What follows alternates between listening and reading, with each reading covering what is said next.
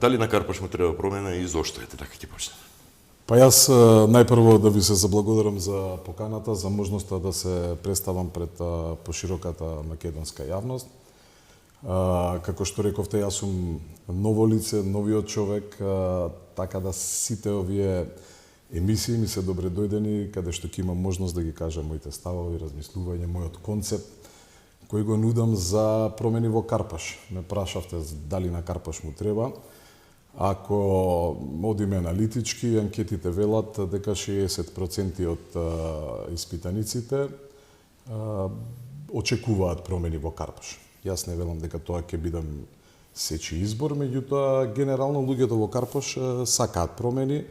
Веќе подолг период имаме градоначалник кој 4 мандати чинам бил во општината, така да Карпаш во последните години од една ние милуваме Карпошани да си кажеме најурбана, најубава, најпосакувана општина во Република Македонија, меѓутоа и јас како жител на Карпаш го живеам Карпаш секојдневно.